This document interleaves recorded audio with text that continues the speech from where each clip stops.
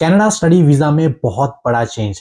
अब से आपको स्टडी वीजा की एप्लीकेशन में 1 साल की फीस भरने की जरूरत नहीं है। ये स्टेटमेंट कल फेडरल गवर्नमेंट ने दी है और ये बहुत बड़ी रिलीफ है इंटरनेशनल स्टूडेंट्स के लिए जो लोग कनाडा में पढ़ना आना चाहते हैं। दरअसल एक केस चल रहा था एक स्टूडेंट और एक वीजा ऑफिसर के बीच में, जिसमें वीजा ऑफिसर ने एक स्टूडेंट का वीजा दिया, अपना घिसा पिटा रीजन देकर रिजेक्ट कर दिया कि वो कनाडा में स्टडी के बाद कनाडा लीव नहीं करेगा।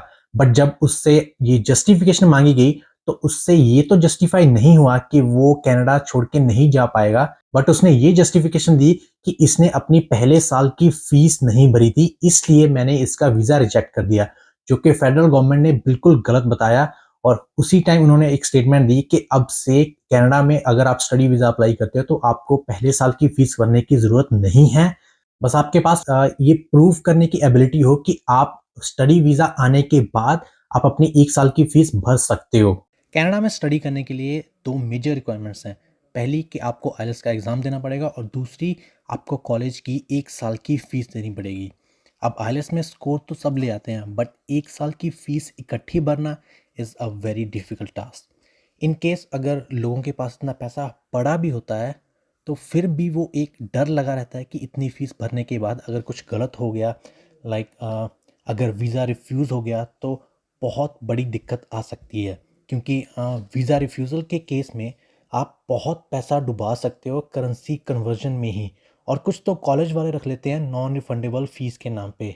ऐसा ही सेम केस रिसेंटली तेहरानी नाम के बंदे के साथ हुआ। तेहरानी जो कि एक ईरान का सिटीज़न है, उसने कनाडा में स्टडी करने के लिए अपनी एप्लीकेशन लगाई थी बट उसने कॉलेज की फ़ीस कम पे की, और फिर हुआ ये कि उसकी एप्लीकेशन वीज़ा ऑफिसर ने रिजेक्ट कर दी।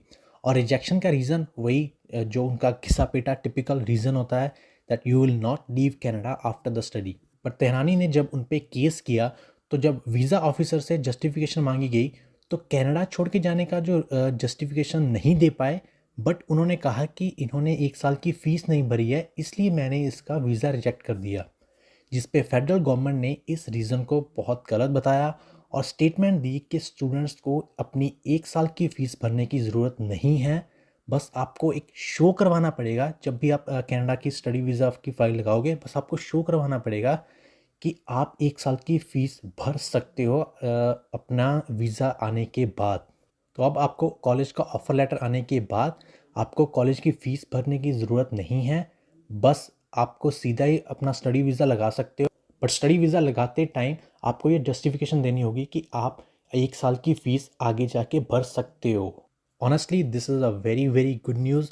ये जो स्टूडेंट्स अब अप्लाई करने का सोच रहे थे कनाडा में स्टडी करने के लिए, उनके लिए बहुत बड़ी खुशखबरी है।